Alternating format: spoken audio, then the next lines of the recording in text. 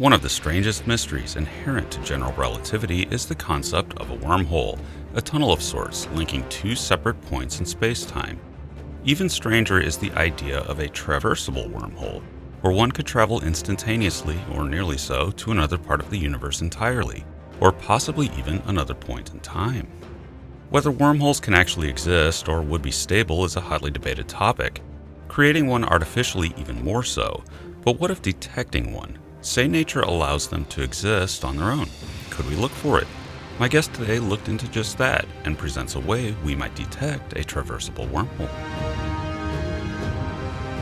You have fallen into Event Horizon with John Michael Godier.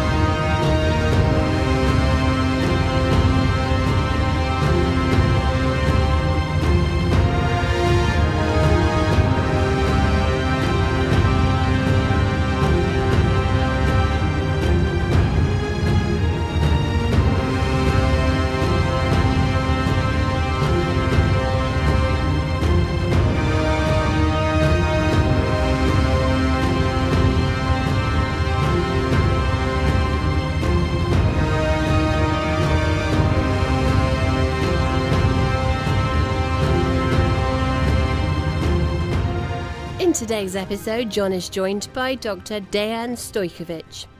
Dr. Stojkovic is a research professor at the State University of New York at Buffalo. He's interested in answering fundamental questions on the interface between gravity, particle physics, and cosmology. His area of research includes the origin, evolution, and future of our universe, classical and quantum aspects of black holes, cosmological puzzles like dark energy and dark matter, beyond the standard model phenomenology, extra dimensions, evolving dimensions, and gravitational waves. Dr. Stojkovic co-authored a paper on observing a wormhole in October this year. Welcome everyone to Event Horizon with me, John Michael Godier.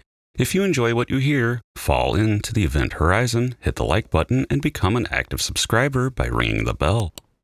Dr. Stojkovic, welcome to the program. Thank you very much. Now, Doctor, this idea of wormholes, this goes all the way back to a solution, it goes all the way back to Einstein and relativity. This idea that 2 points in space-time could be connected in some way. Now, it's always been a question as, could this really be? Do you think wormholes are a viable thing in the universe, or are they just something that's theoretical but may not actually be there? That's an excellent question. I mean, we had a very similar situation with black holes themselves. Schwarzschild found a solution to Einstein's equations only 1 year after Einstein set up his equations of general relativity. But the solution was so unnatural. I mean, there was a horizon, there was a singularity at the center, that people refused to believe. I mean, not people, but scientists, prominent scientists at that time. They refused to believe that there is anything in nature that is described by this solution. So they thought it was just a pathological solution of Einstein's equations, and it has nothing to do with nature. It took them about 50 years. I mean, the term black holes was coined by John Wheeler in the 60s.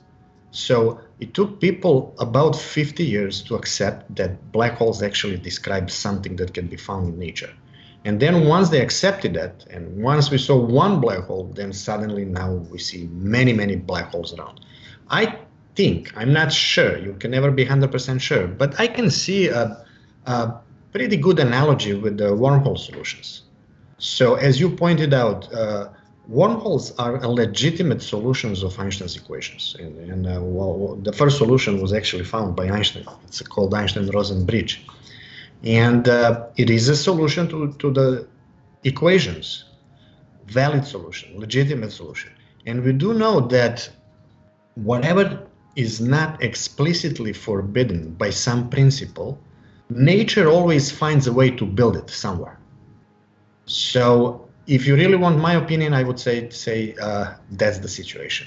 That it does sound pretty strange, pretty speculative, but if it is a legitimate solution of a legitimate theory, then most likely it is realized somewhere in nature. Now, there's also the question of stability and traversability of a wormhole, that maybe if something tries to go through it, it collapses, as I recall. Now, what you're looking for is, you're saying, okay, well, what if they're traversable? Right. Then what would we look for to find one in nature? And your paper goes into looking at Sagittarius A, the supermassive black hole at the center of the galaxy. What connection is there between black holes and wormholes? That first solution found by Einstein, actually that was a black hole connecting two different spacetimes. So, right, from a theoretical point of view, I mean, wormholes, they have to curve spacetime itself pretty much. Black holes already curve the spacetime pretty much. So it could be, right, the first place to look for wormholes is vicinity of black holes, because it could happen that a black hole harbors a wormhole. It doesn't have to be. There are wormhole solutions that have nothing to do with black holes. But the first hint, I mean, the first place to look for wormholes would be black holes. Now, nearby Sagittarius A, there is a star. And the star's noteworthy because, as I recall, it's the fastest known orbit, or at least was up until recently, the fastest known orbit of a star. The star S2 plays into this. How do we use that star to detect a wormhole if it's present at this black hole? So we follow the motion of this star for about 20 years, so we know its orbit pretty well. So if there is only central galactic black hole as a source of gravity, then the trajectory of that star should take certain shape, should have certain acceleration, certain properties. But if we have something on the other side, if that central object is not a black hole, but it's a wormhole, then there should be gravity leaking from the other side. So just like we have stars orbiting that central object in our universe, if that thing is a wormhole, there should be stars orbiting on the other side as well. Now, these stars, they also exert gravitational force. If wormhole is traversable, then gravity should leak through the wormhole into our space. Then we said, okay, if you have a typical perturbation, meaning like a typical star, just like S2 star, but on the other side. So a few solar masses star are rotating around the central object at a distance of a few gravitational radii. Then we said, okay, what would be the precision with which we know the acceleration of the star S2 so that we can see these small perturbations? We estimated that to be of about 10 to the minus 6 meters per second square. The current precision is 10 to the minus 4 meters per second square, so we are still not there. But I would say if you continue mapping the motion of S2 stars, so you continue monitoring the motion of this star, so either you take more data, so you take more years of observational data, or you use a better instrument, or you improve your statistical analysis. 10 to the minus 6 meters per second square is not too far out. I mean, it's from 10 to the minus 4 to 10 to the minus 6. I think it would take us about 1 or 2 decades at most. There is one actually important thing to say, which is connected with this.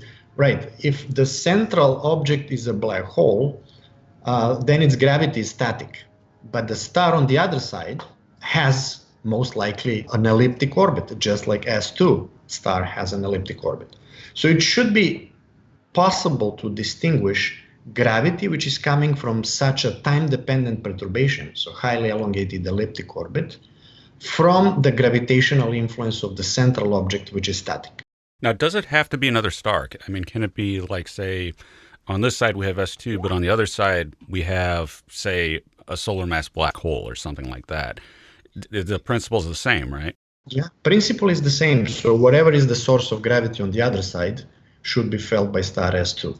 That actually points out to a caveat. So if we detect deviations from the expected orbit of S2, so if we detect that anomalous acceleration, then we should look for more likely explanations. So maybe it's a black hole or a neutron star on our side that perturbs the motion of S2. So if you exclude that, then only then, if you exclude all of the more modest explanations that doesn't require the wormhole interpretation, so only if you exclude all of them and there is still anomalous acceleration, then you should start thinking about wormholes. So that should create a lot of noise, though, because shouldn't there be a lot of those types of objects on this side interacting with us too that we can't see, like neutron stars and things like that? That should be a fairly densely packed area with stuff like that being around the supermassive black hole, right? But just like you did with the star S2, I mean, you can map the motion of the stars and you can see what's the source of gravity. So then you model the orbits of those invisible orbits. That's how we discovered, actually, that's how we measured the mass of that central galactic black hole, by the motion of the visible objects around it. So if there are some invisible objects there, you can deduce their masses and their orbits by mapping the motion of the visible stars. So if you map all of the known perturbations, and there is still something left which you can't explain, there is still anomalous acceleration, even with the best modeling that you can do, then you should start thinking about more far out explanations, like a wormhole. Now, wouldn't this say that it was found that there's a traversable wormhole there? Wouldn't that give us an insight into gravity itself? Because, sometimes the quantum physicists are saying, well, maybe there's a particle involved. But if so, then that particle couldn't escape the black hole, right? Right. Therefore, Einstein's view of gravity would have to be valid, even on a quantum scale, I would assume. But right, we have to distinguish two cases here. So one case, if the wormhole is traversable, then there's no problem of any particle and gravity going from one side to another. There is an issue there that our equations pointed out, but it has to be clarified. So we took a limit in which the wormhole mouth reaches the size of the event horizon. We still got the result that some gravity should leak, even in that case. We were confused at the beginning. So that would mean that even non-traversable wormhole can leak gravity. So we try to understand the results. So we said, okay, gravity itself is just a property of the space-time itself. So if you perturb the horizon of a non-traversable wormhole, meaning that that thing has a black hole inside, meaning that you can send a particle through it, because particle will be trapped within the horizon. But gravity shouldn't be trapped, in a sense that if you have a source of gravitational perturbation on another side, then the horizon will be perturbed itself.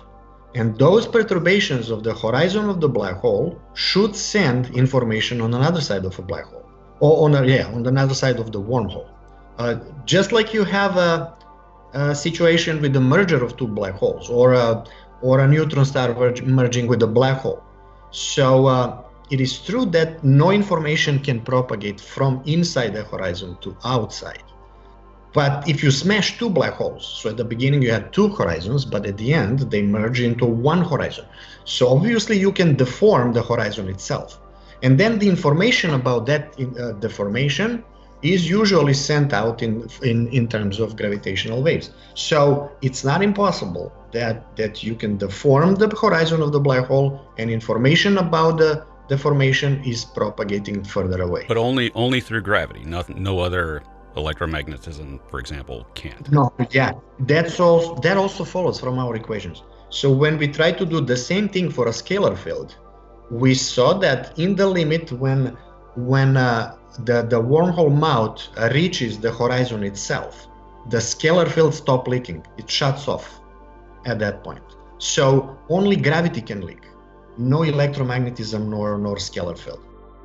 So this idea of a traversable wormhole in this form, would that be traversable only by gravity essentially, but if you took a starship out there, you couldn't go to another point in space-time by going through it, right? If it is traversable, then potentially even starship can go through, or people, or objects, or other planets. But the mouth has to be big enough. To keep the mouth open, you need macroscopic amount of negative energy or anything else that will serve the same purpose, to provide some repulsive gravity, which is going to prevent the collapse of the mouth and keep it open. So the bigger the mouth it is, more negative energy and less plausible it is that you can form one like that. And of course, with negative mass and that's highly theoretical, and we don't even know if it can even be made. Right. We know that we can have fluctuations of negative energy density on microscopic scales, but we don't know how to do it on macroscopic scales. So on microscopic scales, does that open the way for things like spooky action at a distance actually being a phenomenon of very tiny wormholes? I've heard that advanced. Do you think that that's one mechanism that could be? Yeah, that's an interesting idea by Saskin and Maldacena. It's called like ER is equal to EPR, and it's practically a conjecture that whenever two particles are entangled, a wormhole is created between them. And that wormhole, it's essential that wormhole is non-traversable, because if it was traversable, then you should see particles appearing and disappearing all the time, which we don't. So these wormholes should be non-traversable. So for them, you don't need negative energy. But you are right that on microscopic scales, these quantum fluctuations can create small wormholes which are traversable. However, they are probably fluctuations. They are in some way fluctuations of the space-time itself. So they appear and disappear very quickly, probably at the Planck scale. And as such, they are very difficult to detect, probably impossible with current technologies. But it is possible. I mean, as an idea, it's quite possible that at those scales, these fluctuations of huge fluctuations of energy density at those scales can create all kinds of topologically non-trivial objects, including wormholes. And we have to take a break. We'll be back in a moment where we'll talk more about how time plays into this wormhole equation. Be sure to like, subscribe, and share the video. And now, back to John. And we're back. Now, Doctor, the other big player here seems like it would be time, because some have advanced that wormholes could also be time machines and function as that. So is there some sort of protection here? Say you have gravity leaking through that prevents any sort of paradoxes within the 2 points in the universe that's being connected here. So yes, you are right. So wormholes technically connect two different points in space-time. So that could mean two distant points in space, but it could mean two distant points in the space-time, meaning that if you jump into a wormhole on one end, when you exit on another end, you may end up at a different time altogether, which may create all of those paradoxes associated with time travel, like a grandfather paradox that I'm pretty sure everybody is aware of. I mean, what if you go backwards in time and you kill your own grandfather, then you don't exist, then who killed your grandfather, and so on and so on. So it could be that time travel is forbidden exactly because of that reason, that you create not self-consistent theory, non-self-consistent history of events. But it could be that, yeah, you can go through a wormhole and appear at a different time, but just you can't alter the history, or you alter it some different way. I mean, you split. I mean, all kinds of explanations are now possible that the universe splits in two, and then you change the history, but that's not the history within your own universe. The different version of your life actually happens in some different universe. But these are highly speculative solutions, so I wouldn't go in that direction. I would just say that technically you can end up, when you go through a wormhole, you can end up at a different point in time, but as long as you are not changing the causal history, then you are fine. That's good. That's allowed. There's nothing to forbid it. Is it possible that it only goes in one direction, like the arrow of time, and that if you go through one, you only end up in the future? Is that a viable possibility, or does there have to be past time travel at all involved? So that you end up and that you can that the arrow of time goes right, but right. So that's a very interesting point. So that would mean that there is a global arrow of time in a so-called multiverse. So even in two completely disconnected spaces, there is an arrow of time, and arrow of time is usually associated with entropy. So the point that you are making is pretty interesting. So that would mean that due to the communication through the wormhole, one or many wormholes which are connecting these two disconnected universes, it could happen that they share degrees of freedom, so they probably share entropy. Therefore, there is a unique arrow of time. Therefore, that arrow of time should be respected even when you jump into a wormhole and appear there. Yeah, that's quite a plausible possibility that I didn't think of before, but thank you very much for pointing that out.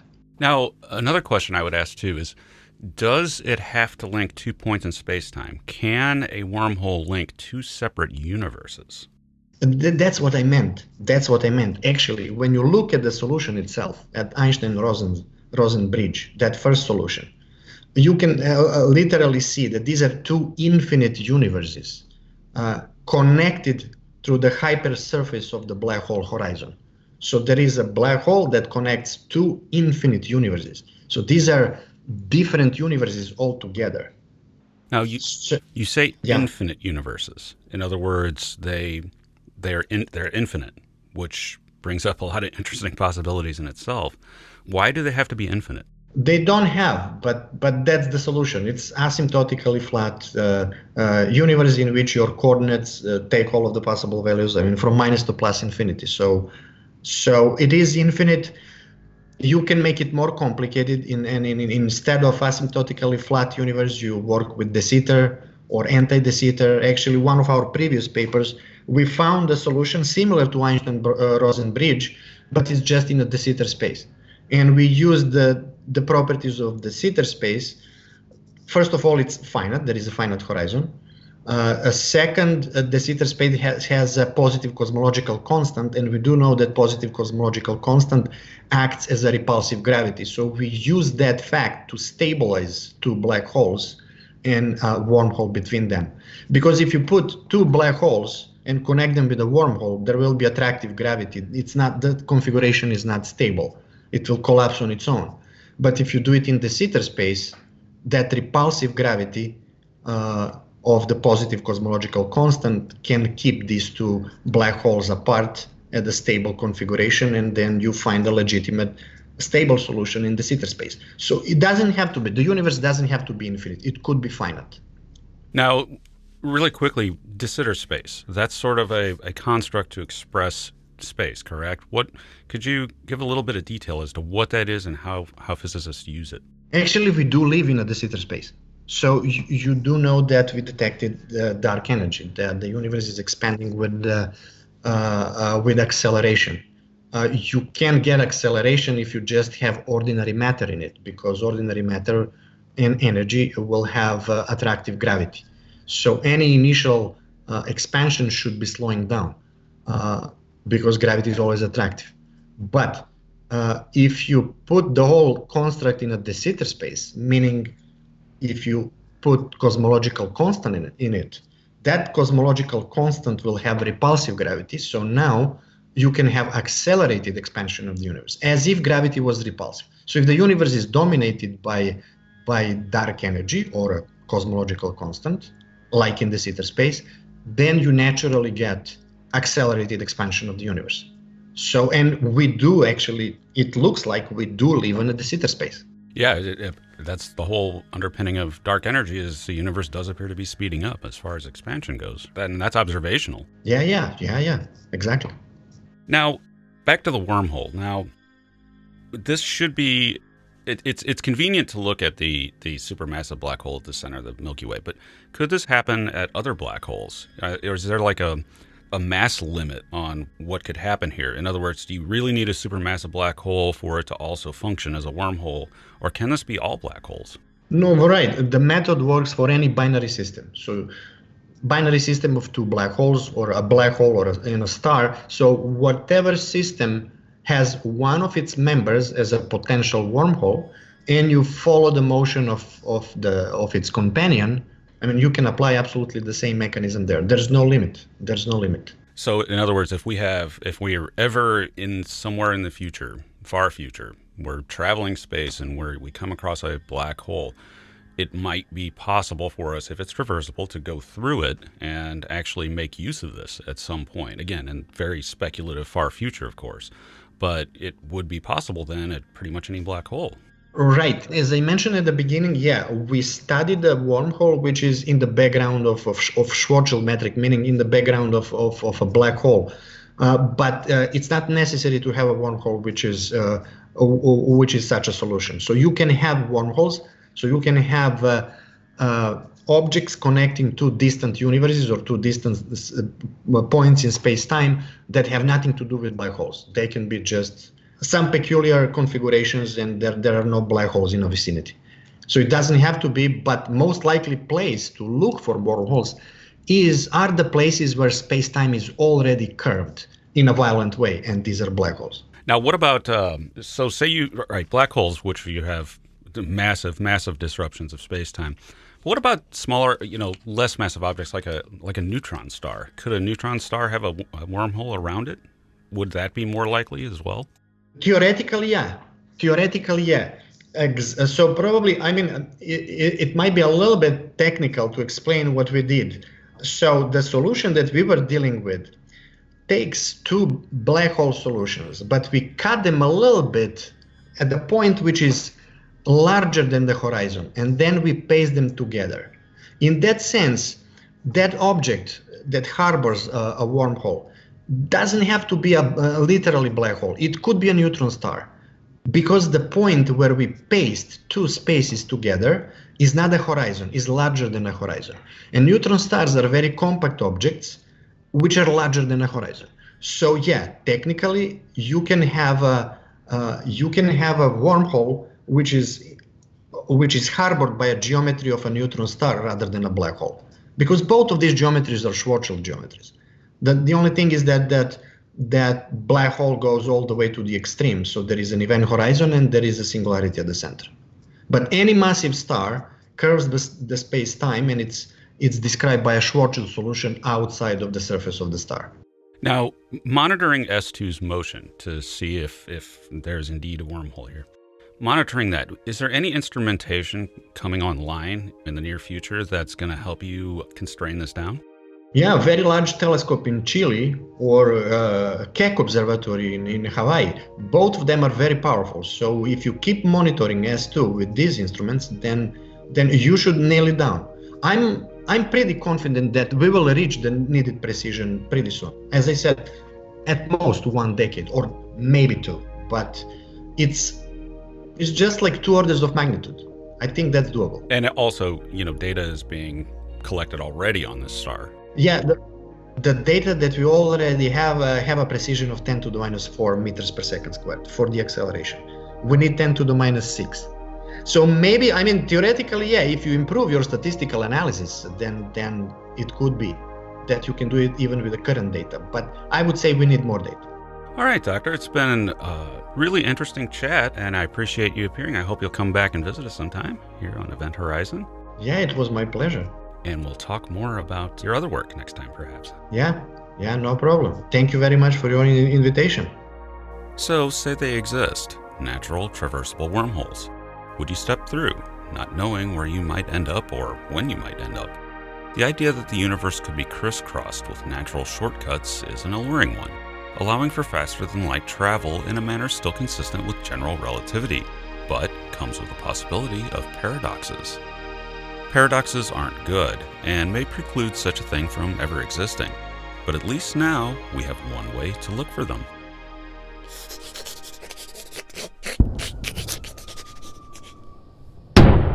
Wait, what? John, a meteorite just hit the car. What? Oh no! The LeBaron! My baby! The body's ruined, it demolished the trunk.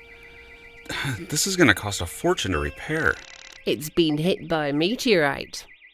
That finally makes it worth something. It was already priceless, to me anyway. Well, at least it scared the possum out of the LeBaron. On that note, join us next week for a discussion about detecting life on Mars and how we may have already done it. See you then.